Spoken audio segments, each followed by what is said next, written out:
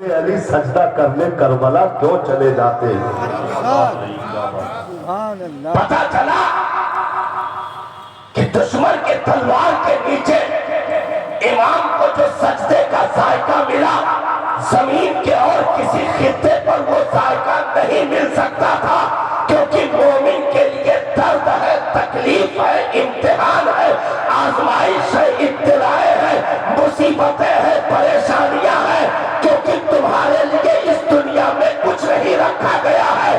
اگر رکھا گیا ہے تو رب کا دیدار آخرت میں ہے، مصطفیٰ کی زیارت، ان کی شفاعت آخرت میں ہے، نبی کی شفاعت آخرت میں ہے، جنت کا دخول آخرت میں، حوض کوثر کا جام آخرت میں، ساری نعمتیں کلمہ پڑھنے والوں کے لیے آخرت میں رکھی گئی ہیں۔ تو جن کے لیے دنیا میں حصہ ہے ان کا آخرت میں نہیں، اور جن کا آخرت میں ہے ان کا دنیا میں نہیں۔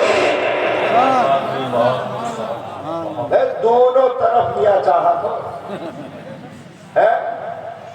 یا بٹیر کے بھنا گوشت کھا اور پھر جنت میں یہاں جائے کہ وہ خواہش کرو تو کیسے کہ ادھر بھی نہ چھوٹے ادھر بھی نہ چھوٹے، نہ ایک تو چھوڑنا پڑے گا۔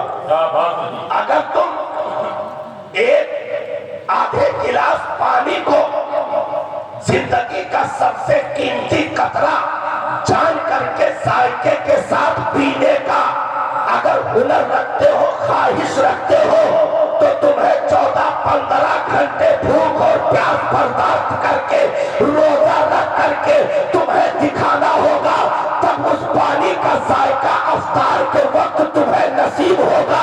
کیونکہ سوچو کہ پانی کا ذائقہ بھی مل جائے اور بھوک پیاس برداشت بھی نہ کرنی پڑے، یہ کبھی نہیں ہو سکتا۔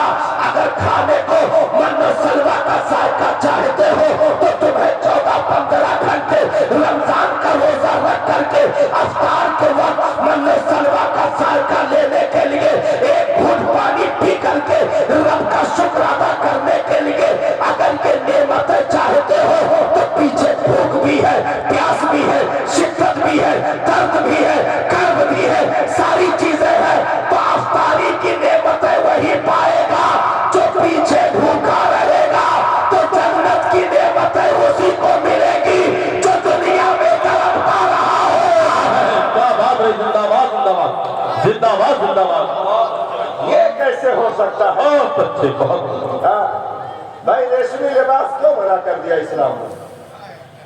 کیا نقصان تھے اس کے؟ پہننے سے ہاتھ کٹ جاتا تھا؟ نہیں صاحب، کوئی نقصان نہیں ہے اسے، ظاہری دیکھا جائے کچھ نقصان نہیں، لیکن کہا کہ یہ تمہارے لیے یہاں نہیں ہے، وہاں ہے۔ سونے چاندی کو کے برتن میں کھانے کو دنیا میں منع کر دیا۔ کیا وجہ ہے بھائی؟ کیا نقصان ہے اس سے؟ کھا لے گا آدمی تو کون سا کولی ہو جائے گا؟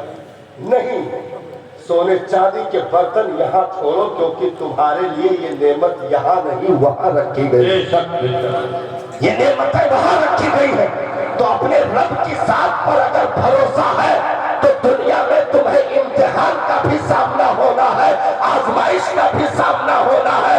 آتی جاتی چیزیں ہواؤں کے جھونکوں کی طرح تبدیل ہو جائے گی، لیکن اسلام وہ کوہ ہمالا ہے جو اپنی جگہ کل بھی کھڑا تھا، آج بھی کھڑا ہے، ہمیشہ کھڑا رہے گا۔ ہم کبھی ان ہواؤں سے اپنے آپ کو کمزور نہیں سمجھ سکتے ہیں، کوئی نہیں سکتا صاحب۔ اگر کمزور سمجھے ہوتے تو 50 راجاؤں کی مخالف ہوائیں چلنے پر ایک ایک تنکا بکھر گیا ہوتا، لیکن اگر معین الدین اجمیری نے ثابت قدمی دکھا کر کے ایک کٹورے میں ساگر کے پانی کو جمع کر کے دنیا کو بتا دیا کہ تمہاری فقیری ہی بادشاہی ہے، دنیا کی بادشاہت وہ ذلت و خواری دلاتی ہے، مصطفیٰ کی دی ہوئی بادشاہت صبح قیامت تک چلتی ہے۔ اس لیے سارے لوگ بھائی کل بھی ہمارے مخالف تھے، آج بھی ہے، ہمیشہ رہیں گے۔ نبی کے کھانے میں زہر، نبی کو قتل کرنے کے لیے پہلے تو حضرت عمر کو بھیج دیا، لیکن ان کو کیا معلوم تھا کہ الٹ جائے گا معاملہ. بعد میں 40 لوگوں کو نبی کے گھر کے سامنے کھڑا کر دیا. 40 کفار، 80 آنکھیں، ننگی تلوار. کیا ارادہ ہے ان کا؟ کیا کرنا چاہ رہے ہیں؟ مار دو، جان سے مار دو. بھائی بچوں میں حضرت مولا علی نے پہلے اسلام کا کلمہ پڑھا، جوانوں میں حضرت صدیق اکبر نے اسلام کا کلمہ پڑھا، غلاموں میں حضرت زید بن حارثہ نے اسلام کا کلمہ پڑھا، عورتوں میں سب سے پہلے حضرت سیدہ خدیجہ الکبریٰ رضی اللہ تعالیٰ عنہا نے اسلام کا کلمہ پڑھا. کیا مخالفین نہیں تھے؟ ان چار کو مٹانے کے لیے، نبی کی تبلیغ کو بند کرنے کے لیے، خطبے کو بند کرنے کے لیے، ان کے لائے ہوئے دین کو پھیلانے پر پابندی لگانے کے لیے پورا مکہ اتارو. مکہ سے لے کر کے شام کے بازاروں تک، وہاں سے لے کر کے کیسر و کسریٰ کے درباروں تک، ہر طرف اگر میٹنگ ہو رہی ہے تو ان چار کے خلاف میٹنگ ہو رہی ہے، سازشیں ہو رہی ہے تو پیغمبر کے خلاف ہو رہی ہے. لیکن سینے پر ہاتھ رکھ کے بتانا کیا 4-3 ہو گئے؟ 4-3 ہوئے؟ کیا وہ 4-3 میں بدلے یا 2 میں آئے؟ نہ، مخالفت بڑھتی گئی. 1 ہفتہ بھی نہیں گزرا تھا 4-14 میں تبدیل ہو چکے تھے. ابو جہل اینڈ پارٹی اکٹھا ہوئی. بھائی ایسے نہ کام چلے، کچھ کرو. اچھا، ان کا اور دھکا دیے کے لیے شیخ نجدی بنا ابلیس بھی بیٹھا. وہ کہہ رہا ہے کہ کچھ کرو بھائی، روکو. روکتے روکتے روکتے تیاری کی گئی.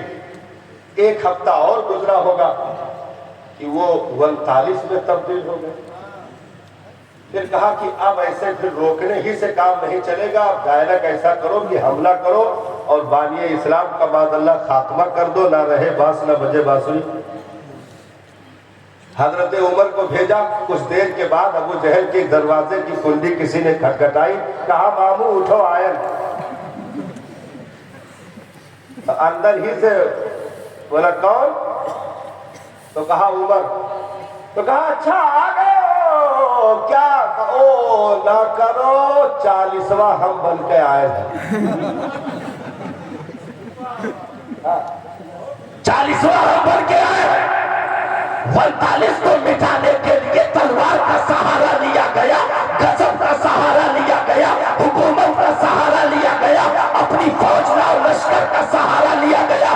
لیکن 49 38 نہیں بنے بلکہ 40ویں میں تبدیل ہو گئے. اور زیادہ سازشیں رچی. وہ تعداد بڑھتی رہی، سازشیں بڑھتی رہی، تعداد بڑھتی رہی، یہاں تک کہ